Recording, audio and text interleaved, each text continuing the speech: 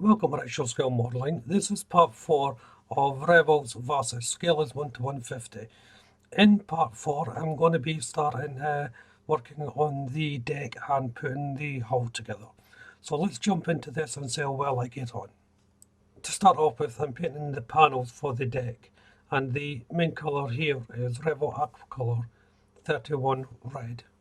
There's 3 panels to paint in total, so they all have that background colour, and then I'm moving on to Revell Aquacolor 8382 Wood Brown.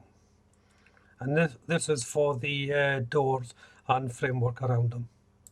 And I'm using Revell Aquacolor 87 Earth Brown. This is for the brackets and hinges on the doors, just to give it a different contrast from the wood brown. Next is Revell Aquacolor 15 Yellow. And this is just painting in some of the detail around the panels. Not exactly sure if it does have this colouring, but it just adds to a nice accent to the red in the background. In the centre is a little figure to be painted. So the first colour is Revell Aquacolor 35 Flesh. Then moving on to Revell Aquacolor 50 Light Blue. Then it's Revell Aquacolor 331 Purple Red. And lastly, Revell Aquacolor 94 Gold. And that's all the colours that make up the basic figure. Each panel is slightly different, as you can see there, but they're basically painted the same way. Only one of them has the little figure to be painted though. There's a little bit more work needing to be done to the deck, so I'm using Revell Aquacolor 87 F Brown here for the central part of the deck. This is where all the grey covers and that are for access to the hull. I use Life Colours LPW 18 Wooden Deck Darkener for the middle sections inside the panelling, and the idea was just to give it that darker deck colour. Once it dried though, it looked more green than a darker shadowy colour. It was probably because of the base coat that was already on it, so I will change that down the line. And now fitting the panels that I painted previously. So there's 3 to go in, as I've said, and there's also the top of the deck, roof to go in to form part of the decking, which I'm just placing on now. And these were a nice fit, they went in without any problem. And just placing on the last one now. As I said, all 3 are different shapes and detail on them. But they stand up quite well with the red background colour, I think. I'm using Revell Aquacolor 87 F Brown once more, and I'm just going over the panels inside the actual hull itself, just to give it a contrast colour. It's now time to fix the deck to the hull. There's a little line that runs right down the side of the hull here for this deck to fit. It's actually quite tricky to fit because of the step nature of the deck. So for the aft castle, for instance, because it's raised a little bit higher, obviously that the running line will have to line up with that. And because of the panels as well, you have to get it right in between the panels and the line, so it holds together. So what I did was I cemented just part of it and worked my way down using my cement from the inside, so there's no leakage actually on the deck itself. Next to go in is the forward part, which holds the bowsprit, and that goes on at a slight angle, but the side of the hull does help to place it in. Next to go on is the other half of the hull. So I approached this the same way as I did the deck, cementing it in parts and working my way down. I lined up the deck first and clamped it in areas so that I could get it together before applying the cement. So as you can see there, I'm just running the cement down the seam of the hull, and as I said, I'm doing it in parts so that I can control the whole area a lot better. This way I don't get any parts of the hull slipping out of position. The biggest challenge was the stern and the bulkhead there.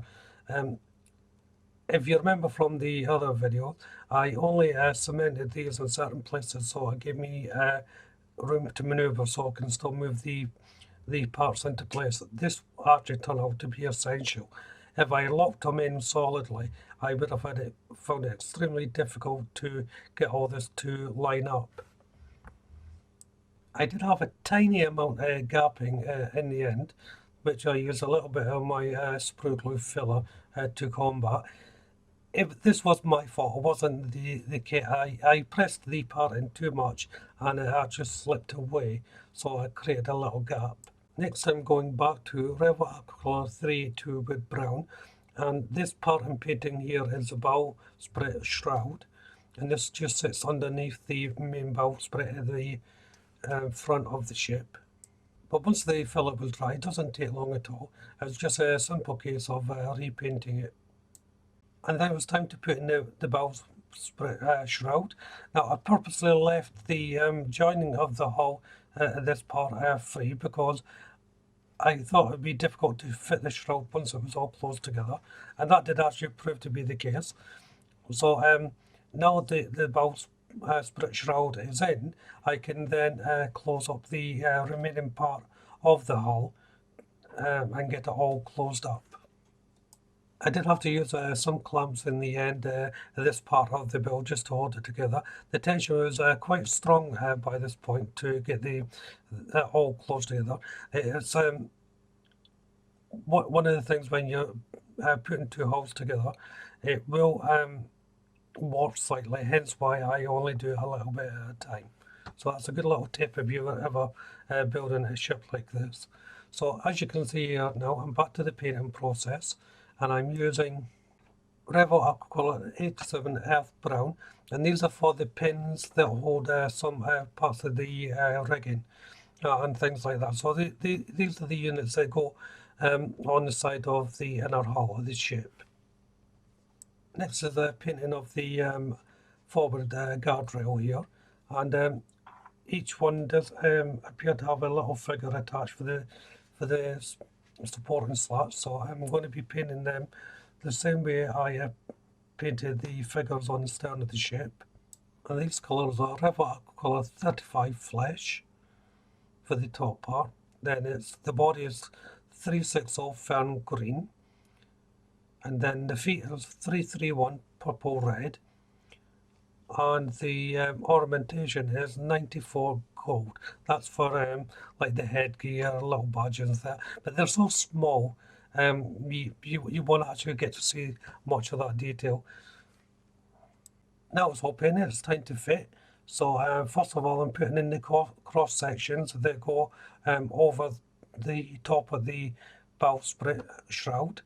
These are the little pegs and that are going to be holding a lot of the rigging into, well, anchored the rigging, I should say. Next there's two pull mechanisms that are going in. These actually go from the deck over onto the bowsprit, and then the forward rail can then go on. Now this actually goes on top of the two pulley mechanisms. So I had to make sure that those two were in first before I was able to place this rail. Back to the stern, and I'm using Revell Aquacolor 09 Anthracite, and this is for the rudder, and it's in particular is brackets that hold the rudder to the hull. There's a lot of detail on this rudder, and I'm painting this in Revell Aquacolor 94 Gold. And as I'm doing this, once it's dry, it will be time to fit it, and it just fits in place without any issues. And this is where I'll actually bring the video to an end. So if you haven't done so already, why don't you check out the channel for my other builds. If you subscribe to the channel, make sure you hit that notification bell. That way you'll be kept up to date with all my up and coming builds, including this one of course. Hit that like button. Don't be afraid to leave a comment, and of course share the video. But for now, thank you all very much for watching. Bye bye.